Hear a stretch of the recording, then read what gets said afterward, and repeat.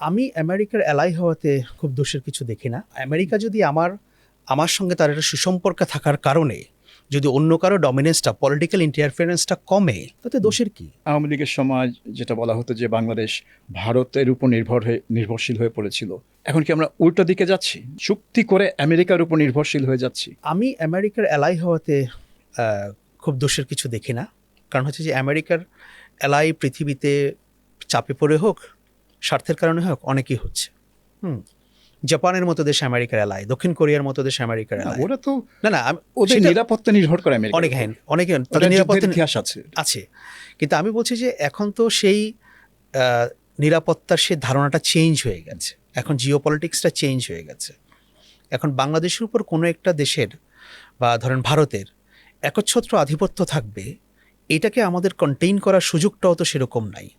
আমরা যদি একটা সুপার পাওয়ারের সঙ্গে অ্যালাইড হই, বা সেখানে ভারত বলুন, চীন বলুন, আমেরিকা বলুন, চীন বলুন, হ্যাঁ, এখন আমেরিকা যদি তাদের সঙ্গে যদি আমাদের ইন্টারেস্ট মেলে, সবসময় সব ইন্টারেস্ট মিলবে তা না, কারণ এগুলোর একটা পলিটিক্যাল লেন্স দিয়ে ওগুলোকে দেখতে হয়। তো সেটা যদি থাকে তাতে মন্দ কি? সেটা যদি আমরা ইন্ডিয়ান যে ডমিনেন্সটাকে, এটাকে কনফ্রন্ট করতে পারি, আমি দোষের কিছু দেখি না। আর আপনি ইন্ডিয়ান আধিপত্য বদলে আমেরিকান আধিপত্য চাইছেন? না, আমি আমেরিকান আধিপত্যই তো হবে না, কারণ হচ্ছে বাণিজ্য, জ্বালানি, আমি বলি, প্রতিরক্ষা। এই যে জ্বালানি চুক্তি যেটা করলো সর্বশেষ, যেটা হলো, এই জ্বালানি চুক্তির বিষয়টা কি? বাংলাদেশ আমেরিকার কাছ থেকে আগামী 15 বছরে $15 বিলিয়ন এনার্জি নেবে। বাংলাদেশ এখন এভরি ইয়ার ইম্পোর্ট করে $12 বিলিয়ন,